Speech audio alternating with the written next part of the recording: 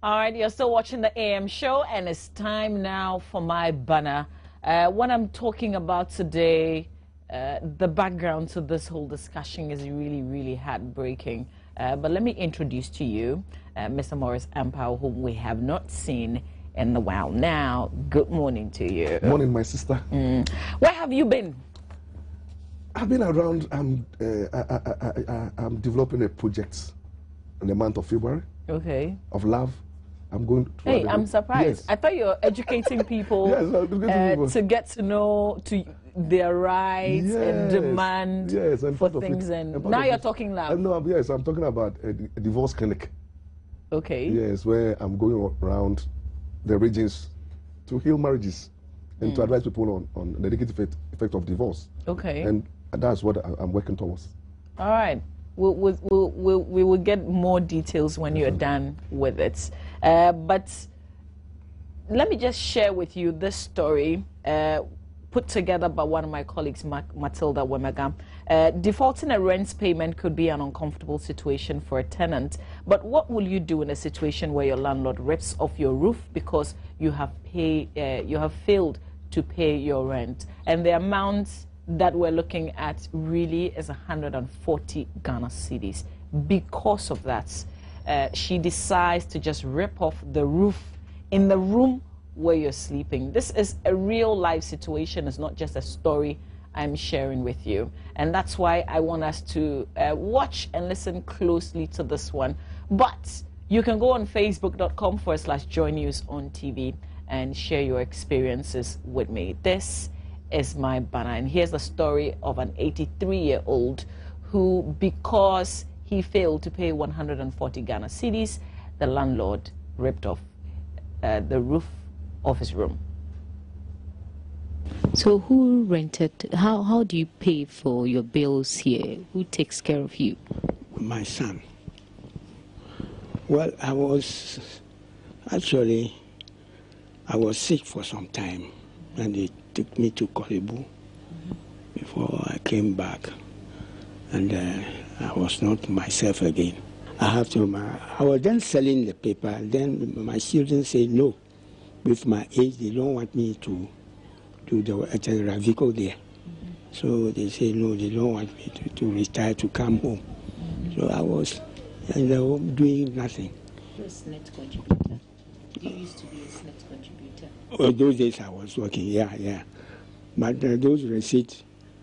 so do you take monthly SNET benefits? Do you take them? No. Why? I don't actually go for anything again.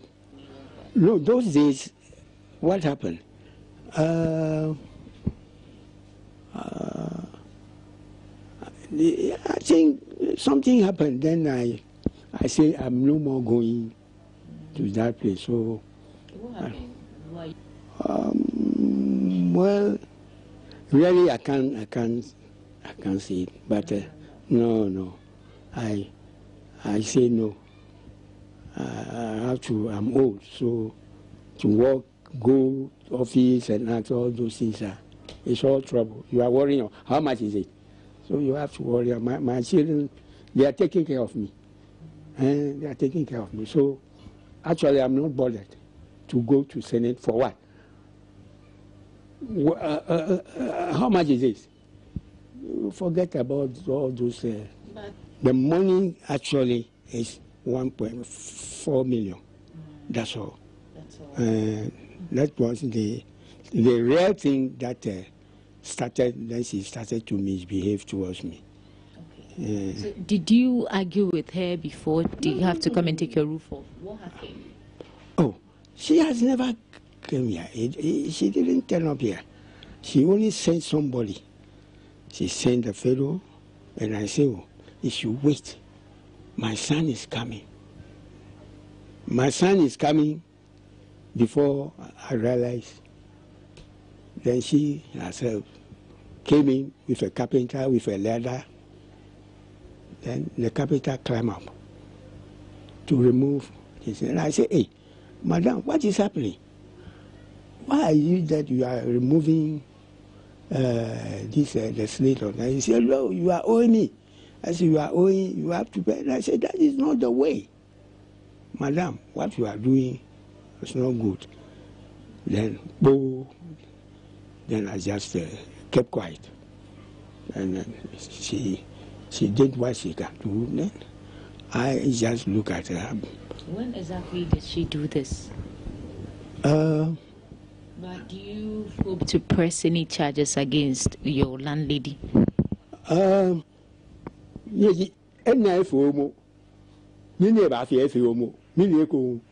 have to take the policeman will take 10 CDs, change CD, court and all that, taxi and all that thing. Forget about everything.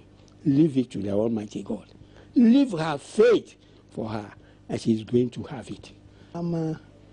Actually, I bothered a bit. I worried. I wept. If I remember my days, my glorious days, and today, here am I, that old lady come and misbehave like this. And I'm sure you understand why we couldn't show his face, for his own sake. But this is really sad. The man you're listening to, an 83-year-old man, and the pictures you're seeing in his room without a roof because he couldn't pay 140 Ghana cedis rent, and so the landlady decided to rip the roof off his head, and that's how he's been living. He still lives in that room, that space. My guest is the president of the Legal Advocacy Foundation, Maurice Ampao. He's joining me on this really, really touching subject. I've got to ask you, if he had decided to press charges, would it have worked? I mean, would that have worked? You hear him say he wants to leave it to God because of the processes. Policeman would take something before he goes to court and blah, blah, blah. Procedure is too complicated. I think that to start with, I have to feel a sign of, because I'm touched and I have to calm down. Because what I'm seeing is so pathetic. But to start with, the landlord is guilty and he can be tried for inducing a tenant to quit. It's against the Rent Act. If you look at section 26 of our Rent Act, anybody who does anything whatsoever to induce a tenant to quit has committed a crime. And this is one of the ways by which you induce a tenant to remove the roof. So the landlady has committed a crime. The police must move in right now because this is enough evidence to cause the arrest of the landlord or landlady. And also, the landlady should know that you cannot act with impunity. If the man is owing you, the man has wronged you. He has violated the tenancy agreement because it's a wrong to own a landlord. But a landlord, you can't take the law into your own hands. There are due processes.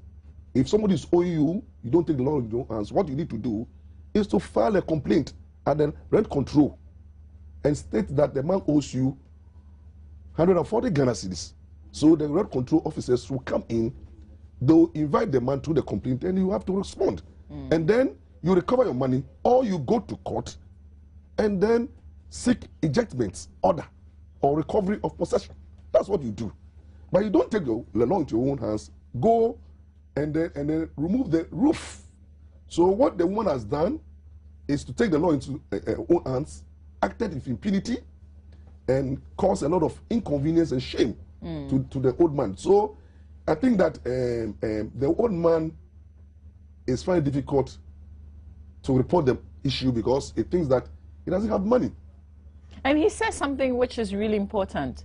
The harm has already been caused. So what's the point? The harm has been caused, but there's a remedy. Anytime there's a harm, there's a remedy. The law provides for ample remedy. And the remedy is simple.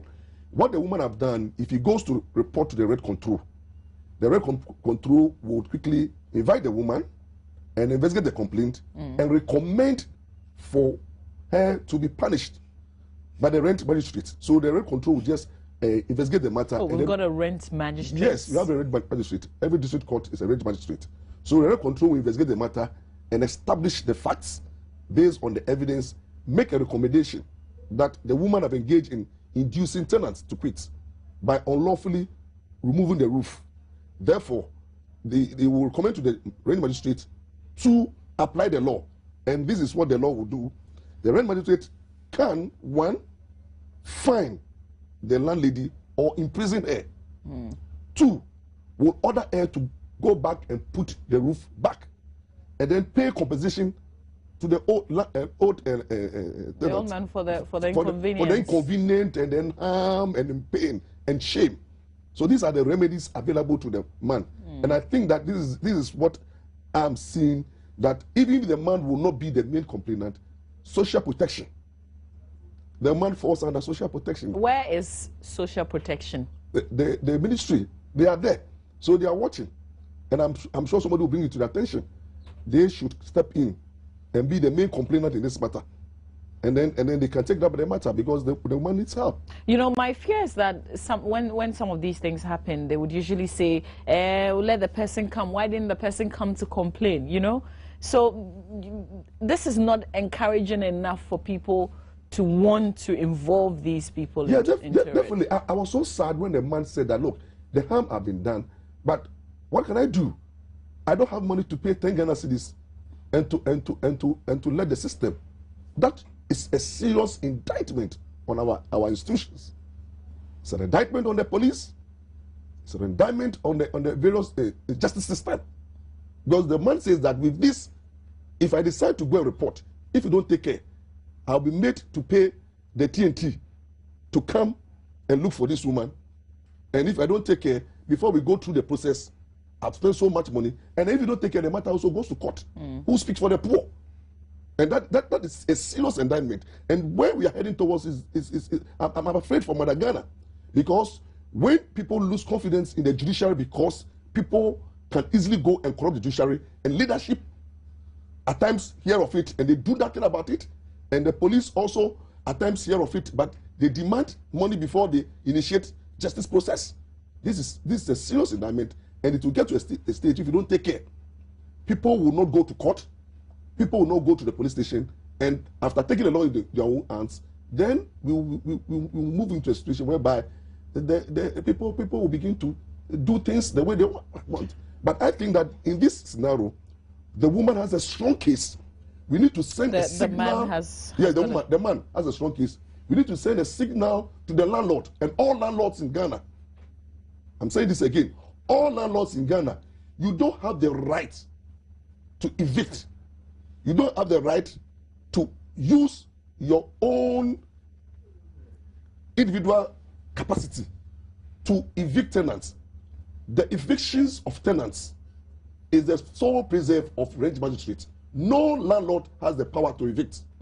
But somebody also argued that if you're living in my space and you owe me and you haven't paid and I need my money, I mean, it's either you pay me or you get out and let me get somebody else to come and occupy that space. That's what I'm saying. The landlord, if you want to evict or recover, Section 17 of the Rent Act, I've given a procedure. First procedure is either go and make a formal complaint at the rent control, or if you don't, strictly go to court straightforward and then lodge a complaint at the rent control. The rent officers or the court will serve the tenants with a letter, so the tenant will also respond. Then they will interrogate the matter, they'll investigate the matter, and then they'll make a ruling. Doesn't that take a lot of time? No, it doesn't take a lot of time. If you send a complaint to the rent control, thank God to the chief rent officer. He's doing a marvelous work. Yesterday I was there. He's doing the rent control are doing a lot of work. They are doing most of their works. They are even doing more than the district magistrates, because they do almost about 80 or 90 cases on rent complaints. They resolve those issues. So people go through the legal means in resolving rent issues. Yes, but the woman failed to do so. The woman decided to take the law in her own hands and decided to punish the old man. And we don't need such people. We should send a signal to all landlords that, look, if you want to eject or recover your possession, there are due process. Go and file a complaint at the rent control, or go to court straight, and then let the process go through the process. And it is only the rent magistrate that has the power, after interrogating and looking at the recommendation of the rent control officers, Then they can make an order for ejectment and recovery of possession. And we must send this signal out there. Landlords, you can't take the law into your own hands. You must use due process. And then we have situations, some landlords will not go and remove the roof. But you will be out before they come. They break into your room and room everything. That one too is a criminal offense. And change the lock. Some of them also will lock the toilet. You know, they will deny you water. And some of them will every day be insulting you. Anything that you do to induce a tenant to leave your premises is a criminal offense. So the law protects tenants. That tenants have a right of peaceful occupation and enjoyment of the premises. They've come to rent. They are tenants, they are not slaves. They are not servants to the landlord. And if they are not paying, you don't allow them to enjoy the if they are not paying, if they are not paying, the only way you will not allow them to enjoy is to use due process. If somebody is owing you and the person is not paying you, they don't allow you to take the law into your own hands. So you go and make a complaint. And I can take it will not take more than 2 weeks for the rent control to resolve the matter. Okay. Once there's evidence that there's a non-payment, then the rent control will just in that same day they will rule on the matter and make an order for you to pay the money, or they will eject you. They will make a recommendation to the rent magistrate for your ejectment. So the rent control officers are doing marvelous work, but the problem is that the challenges that we don't have enough rent officers. We don't have enough. And they also complain that they don't have resources. Resources. Look, I went to the rent control office, and I realized that the chief rent control officer, if he doesn't have an official car, they don't have a budget too. They don't have budgets. How does the office look like? They have, like computers. They don't have computers. They don't have stationaries. They don't have the resource, the logistics. But they are overworking, because I went there and I saw more than 300 people. And this rent magistrate, rent officer, the chief rent officer, resolving the issue one by one. So what's their motivation in working then? Because I even heard that some of them contribute to buy units, electricity units, to get power. Definitely. And that is the only place they don't even receive money. They don't receive. So what's their motivation? Because my fear is that if they lack all these things, then they cannot be effective at what they do. Oh yes, they are facing a lot of challenges. And I think that the Ministry of Works and Housing, who's received budgets allocation on their behalf, must begin to resource them. We must begin to look at the rent control system, the office as a whole.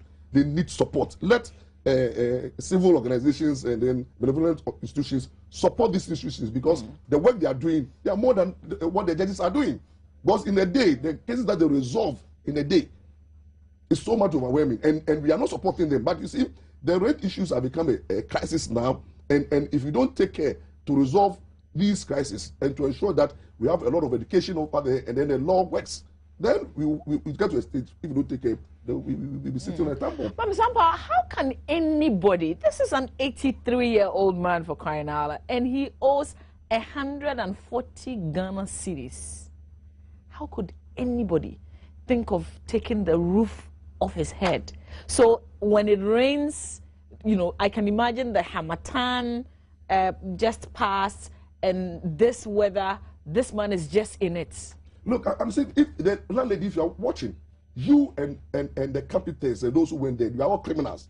And I think that the carpenters who went to move there, they aided and abetted the woman to induce the tenant. They all ought to be arrested at now. And I think that we are using this medium to call for the arrest, immediate arrest. Can the police, based on this story, just take action? Definitely. Or they are waiting for somebody to make a formal complaint? No, we don't need a formal complaint in this issue. I think it's high time that what you are doing, and the video is a form of complaint. We are complaining, and therefore they should quickly invite the old man or go there. And then I'm calling on the Minister of Children and Social Protection, now Elita, to send his people over there to go and seek to the poor man, and then quickly lead the poor man to go and lodge a formal complaint. Let's take this matter at the highest level to send a signal to landlords, potential landlords who are also abusing the rights of tenants in this country. Let's send a strong signal out there that the law says that they don't have the right to eject. They can only eject through due process, and the only person who can eject a tenant or recover possession is the rent magistrate in this country. And that's the signal to all of us. So we stepped out. We wanted to know what people also think about this subject of rents and eviction or ejection. And here's what people have said on the matter. And I realized that some of the landladies or landlords do not have patience when the time is due for them to take their monies. That was what I realized, because the guy who lived next to my place had an encounter with the landlady. And then the guy told the landlady he was going to get her money for her the following week. But then the landlady kept on coming to the house almost every day. And then, you know, she's somehow old and she talks a lot. So even at night when you are sleeping, you can't sleep, she comes around and talks a lot. So I think that is the experience someone had that I had to face, I had to realize. But for Accra, the problem is about the agents. At times they don't take the actual amount that the, let's say, the landlords or the landladies wanted. For my brother, he had the same issue. The landlady demanded, let's say, 50 Ghana a month, but the guy came for 60 a month. So it became an issue. We are nice, we laugh most often. I pay 70 cedis, 170 cedis a month for a chairman whole apartment. Okay. And the experience I had was when it expired, I didn't have the landlady was demanding 2 years advance. And I didn't have the 2 years advance. Even though we were nice, I tried to talk to her to give me extra time so that I can pay. But she was adamant, she gave me only a month, that if after I don't pay, she would take a pack, kick me out of the room. So that experience I had with my landlady. Nti me hide down with you, me name chiri ba na hide down. Nti wo me ba ko no die me ma me hide down no. Me hide down we na chiri na I say obetan of you something like me kwadwuma me mantem. Na me nua no so kwadwuma no so mantem. Nti yesola ma chen na kwadwuma nti e ba na maame no say adentina ye mesole aye mpra fie ho ye sesi fie ho nti no ye nya so ye mema the house be man so the oba hide dan na wo oba wo fie na baka se mi men ware yen ware no baka se yen pra ana se yen sisi efie te no no ma yen temu no ekoye bibia ye bas.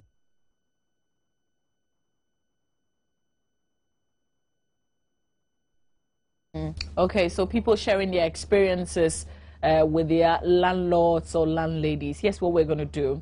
If you've got an experience to share, give us a call, 0302-211-688, 0302-211-688. That's the number to call if you've got an experience to share with us right here on the show. You've been listening to what people are saying. I mean, what have you got to say? I think one person was talking about rent expired and the landlady was asking for 2 years rent advance. It's against the law. The law says that. But they do it. Yes. Sometimes when you lawyers and big men, when you talk about the law and you're not supposed to pay more than 6 months and that kind of thing, I am amazed. No. Because some of you, you're also paying the 2 years and the 3 years that we are all paying. The problem is that when you become a tenant and your tenancy agreement expires, the law says that you become a statutory tenant, now protected by law, not the tenant. So you are supposed to only pay 6 months. This is the law. Now, but before you become a tenant, then there's no limit to how much rent you can pay. Okay. Before you became a tenant. If you decide to become a tenant, the landlord can go for 2-3 years. But after you have become a tenant, and now your tenancy agreement expires, now you become a statutory tenant, then you are supposed to go by 6 months. But the reality of the matter is that the whole Rent Act was made in 1963, Act 220. It is long overdue. We need to revamp it. We need to review it. We need to look at it for the second time. I think that the Minister of Works and Houses, they are working on it for the review of the Rent Act, because currently we have a accommodation crisis. The more tenant chasing few houses and accommodation. Definitely, the demand, when it goes out, the price will go up. Yeah. So definitely, if you go to look for a rent and the landlord says, I'm taking 20, 30 years, what do you do? And then landlords should also know that they don't have the right to increase the rents arbitrarily. Increasement of rent and everything is done by the rent officers. We call it assessment of rents. So where are they? They are there. But people don't know. Do we have to go there for them to assess? Definitely. Or they have to be going round? No, they don't have the personnel. But you see, when you stay in the house, and then the landlord, after the expiry, you say, landlord, you are taking 100 Ghana, and the landlord says that now I'm taking 200 Ghana. You begin to negotiate with the landlord. Then you can go to rent control and say, look, rent control, please come in. There is this 100% increasement, so I want you to come in. They will invite the landlord and say, the landlord, you don't have the right to unilaterally increase the rent arbitrarily. But let us have officers who go and assess the location and take into consideration so many factors and come out with a rent which is acceptable. And then that will be the rent that you pay. But what do? We don't know. So landlord, some of the landlord every 6 months increasement, they increase at any time. And some of them, when you have 3 years rent advance paid, after 1 year they'll come and tell that they have other challenges, so they are taking another 1 year, and then within that 1 year they end up increasing. So these are issues that we need to look at critically. And I think that what we need to do is to have a stakeholders meeting. Let's begin to have landlord association. Let the new law, I'm proposing that the new law that is coming, we should make it a compulsory that anybody who is a landlord in Ghana should belong to association, and it will help the Ghana Revenue Authority to be able to enforce the rent tax. You see, but most of our landlords do not belong to the association. Yeah. How would I even know that you're a landlord? That's the thing. So when we have landlords association, then we have also must compulsory have tenant association. Every tenant in the compound house, the law will provide that you form association so that you can monitor your relationship with the landlord. So that with that association, then rent officers will go around, identify you people, and give you public education on the rent law and the procedures. But if you are not identified as a group, how would we do the public education? See, but so if you have a new rent act where the rent control office is well resourced, empowered to do public education, be given budgetary allocation, they do that so that we go house to house or area to area, have a special meeting with them, and then educate them on their rights, their responsibility, and their duties. And then you also meet landlords. You also educate them. So that another day, after the education, everybody knows. But you have a situation whereby in some homes, people pay rent and there's no receipt, there's no rent card. The law says that you should have rent card. Is it that we don't know the laws, we're ignorant? Yes, well, we don't know the law, we are ignorant. And then two, and the system is so weak.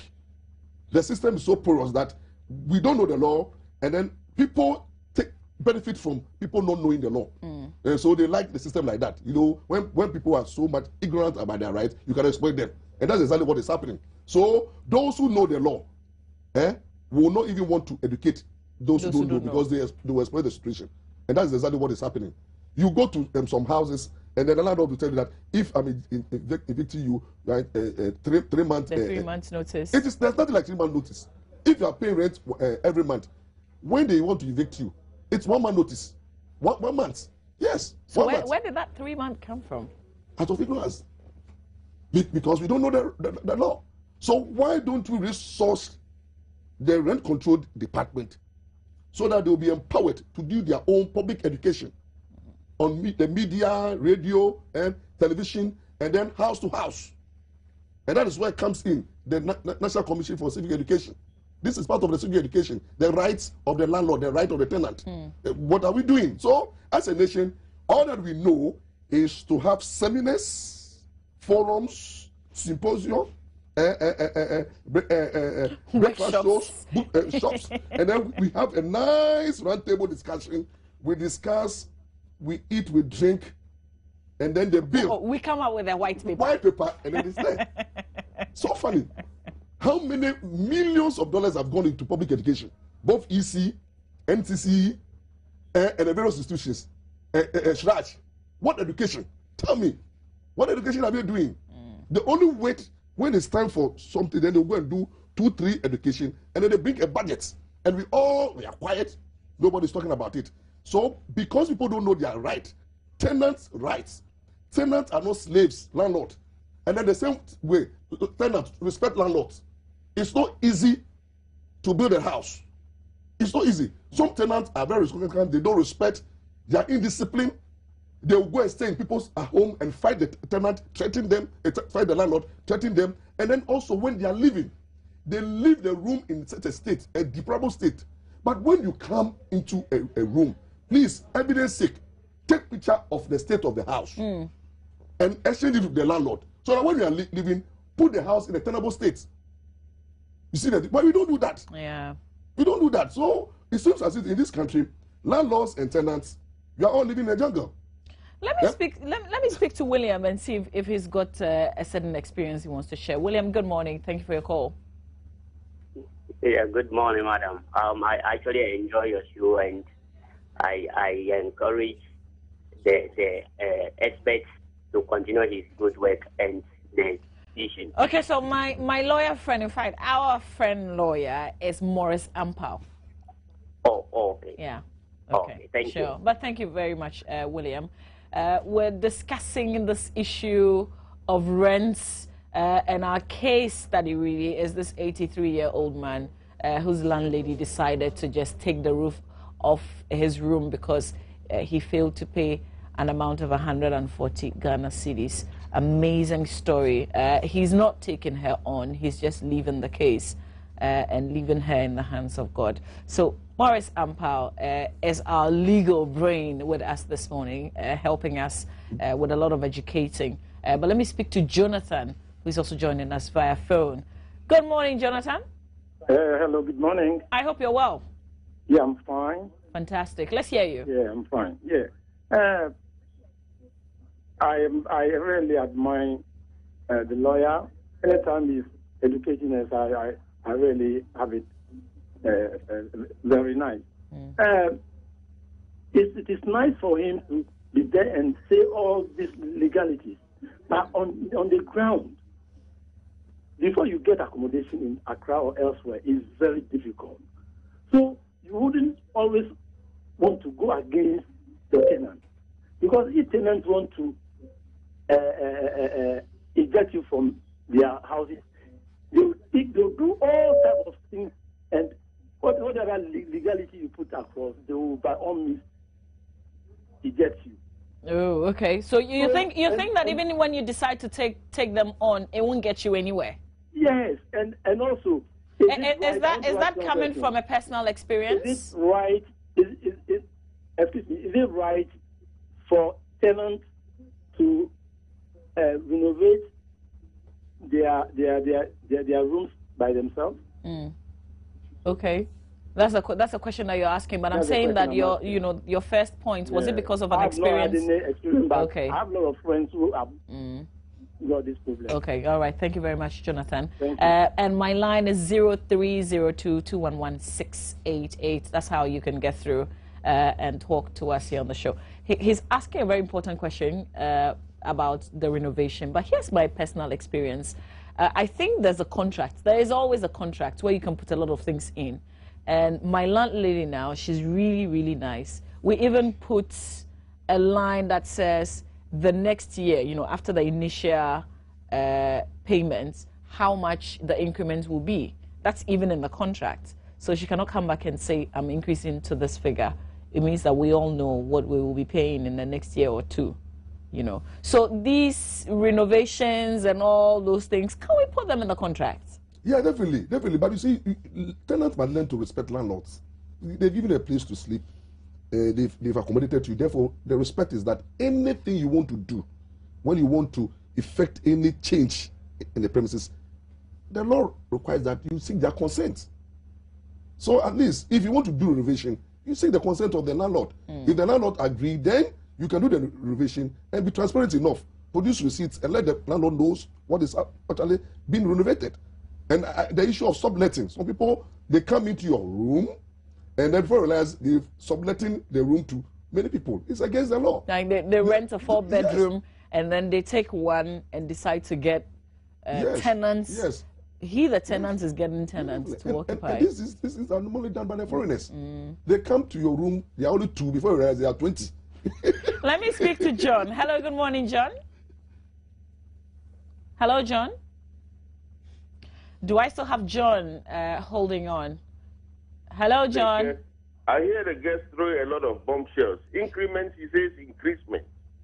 Oh, did he? It's not increasement, No. it's increment. No. No, you perhaps didn't hear him right. You didn't. Sorry? You didn't hear him correct. No, he said increasement. It's increment. Okay, so is that all you want to say? Yeah, that's all. He's throwing too many bombshells. All right, thank you for your call. Amazing, all the things we said. That's what your ear decided to catch. These are the, Okay. These are the interesting people. Yeah. They're very interesting, and thank God that we are not all knowing. So thank you for your correction, and God bless you.